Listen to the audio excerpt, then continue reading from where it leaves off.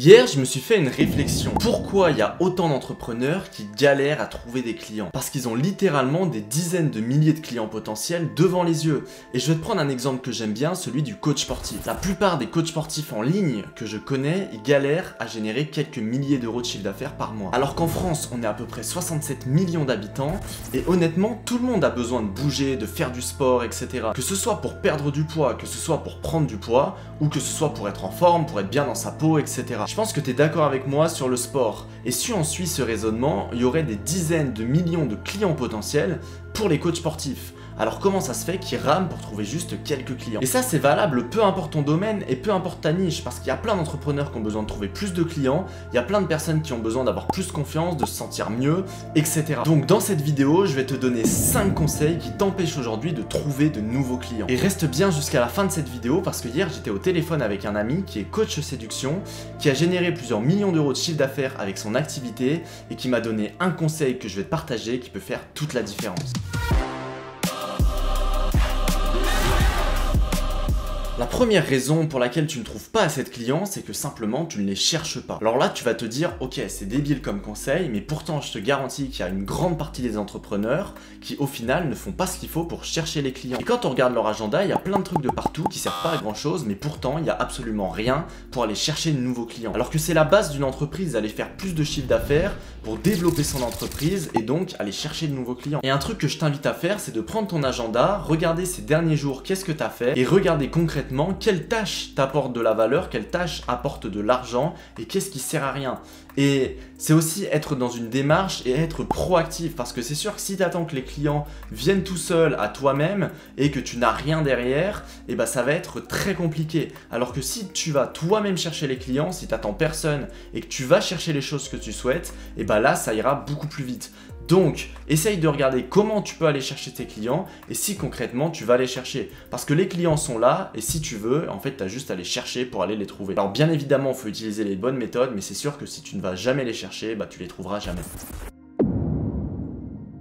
Le deuxième conseil, et là c'est tout l'inverse, c'est des entrepreneurs qui veulent trop aller chercher et qui contactent plein de monde de partout, etc. mais qui n'ont jamais aucun retour. C'est normal parce qu'en moyenne, une personne achète chez nous après avoir eu plusieurs points de contact. Et ça, je t'en reparle juste après, mais on va dire qu'elle achète entre 3 et 6 mois après t'avoir connu si elle reste en contact, que ce soit avec des vidéos YouTube, que ce soit avec ton contenu, etc. Je te prends un exemple, une personne va tomber sur un de tes reels sur Instagram un peu par hasard, elle va voir ton compte, elle va bien aimer, donc s'abonner. Un jour, elle va tomber sur une story où tu partages une vidéo YouTube, elle va voir cette vidéo YouTube, puis encore dans 2-3 semaines, elle va tomber sur une publicité qui va l'inscrire à un webinaire, et donc là, elle aura déjà eu plusieurs contacts avec toi, elle te fera déjà confiance et elle va acheter plus simplement. Et la plupart des entrepreneurs, malheureusement, ils cherchent à aller convertir directement, ils cherchent à aller closer directement et donc ils vont contacter plein de personnes sans avoir ces points de contact qui sont super importants et donc sans avoir suffisamment de relations avec la personne pour qu'elle fasse confiance et qu'elle achète. Et une question que tu peux te poser aujourd'hui, c'est pourquoi mon prospect devrait me faire confiance moi et donc qu'est-ce que je peux mettre en place pour qu'il me fasse confiance? Parce que oui, si tu contactes quelqu'un qui te connaît pas, qui sait pas qui tu es, bah honnêtement, il y a très peu de chances qu'il achète directement, sauf s'il a un gros besoin, mais ça va représenter peut-être 1% des personnes que tu contactes, et donc tu perds 80% de tes clients potentiels. Le troisième point, c'est vouloir s'arrêter trop tôt dans la relation. Et comme je te le disais au début de cette vidéo, hier j'étais en appel avec un coach séduction qui fonctionne très bien en France et il m'a dit un truc, il m'a dit en fait on s'en fout nous si on le convertit directement ou pas et on cherche pas à le convertir, à le presser.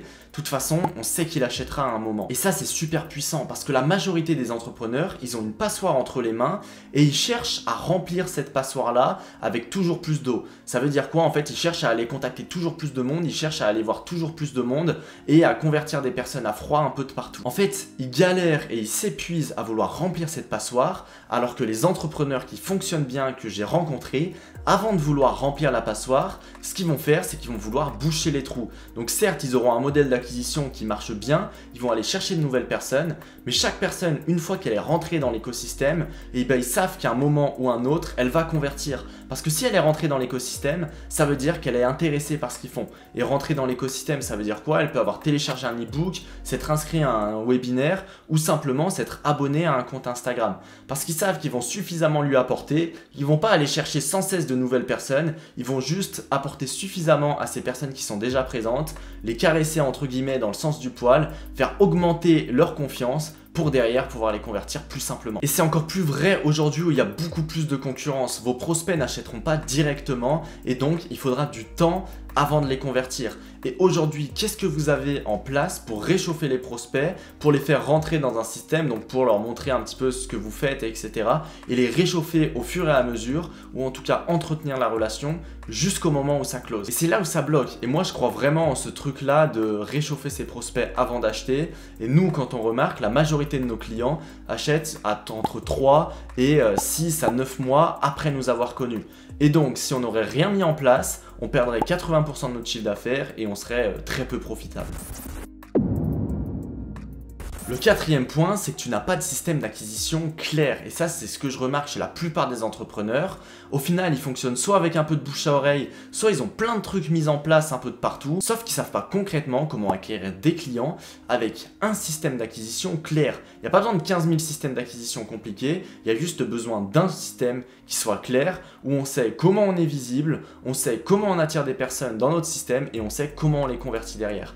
Et donc ça veut dire aussi avoir des statistiques claires par rapport à ce système-là. Il n'y a pas besoin d'avoir 15 000 trucs compliqués et ça en revient à notre cinquième et dernier point. Ou peut-être que tu as un système d'acquisition clair et que ça ne fonctionne toujours pas. Et là, on va sortir notre dernière carte et on va voir comment travailler ce système d'acquisition et avoir des chiffres clairs. Parce que honnêtement, le business, c'est pas très compliqué. Tu es visible devant ta cible, tu les éduques et tu les convertis derrière. Et je vais te montrer directement cet exemple-là en regardant la thématique du coach sportif avec un coach que j'ai trouvé sur Instagram. Ok, donc c'est ce coach-là qui a l'air de bien fonctionner. Donc lui, ce qu'il va faire, première phase, c'est qu'il va avoir plus de visibilité. Il va chercher plus de visibilité, notamment en créant des Reels.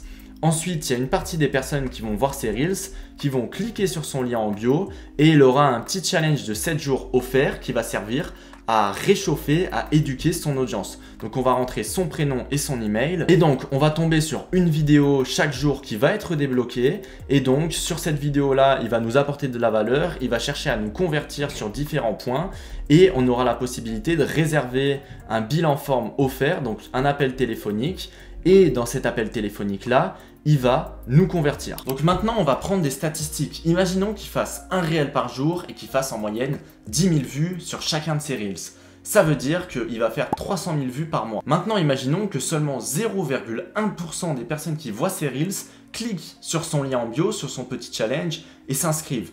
Donc en fait, on va avoir 10 personnes chaque jour qui vont s'inscrire, ça va faire 300 personnes par mois qui vont s'inscrire. Et enfin, sur ces 300 personnes, il y en a 10% qui vont prendre un appel, donc il y aura 30 appels dans le mois, et il y en a un tiers qui vont être convertis en clients sur une offre à 2 000 €, donc ça veut dire qu'on aura 10 clients et on va avoir 20 000 € de chiffre d'affaires par mois. Ok, donc on se prend pas la tête, on crée des Reels, on a un système qui fonctionne et qui convertit les personnes qui leur donnent envie de prendre un appel, et on fait un appel avec eux, on se prend pas trop la tête et on a un business qui nous rapporte 20 000 € de chiffre d'affaires par mois. Ok, sur le papier c'est assez simple, sauf que dans la réalité ça va être un peu plus compliqué. Parce que c'est pas parce qu'on va créer des Reels qui vont bien fonctionner, c'est pas parce qu'on va créer un système qui va bien fonctionner, et pareil avec ces appels.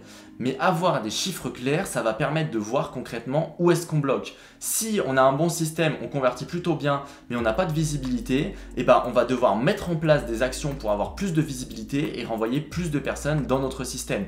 Et c'est pour ça qu'avoir des chiffres clairs, ça nous permet de ne pas échouer parce qu'on peut toujours s'améliorer, voir où est-ce qu'on bloque, s'améliorer et concrètement évoluer au fur et à mesure. Prendre des actions et mettre des choses en place pour évoluer. Bon, il y aurait encore plein de choses à dire, mais je pense qu'on est pas mal sur cette vidéo. En tout cas, si cette vidéo t'a plu, n'hésite pas à la liker et n'hésite pas à t'abonner à la chaîne si c'est pas encore fait.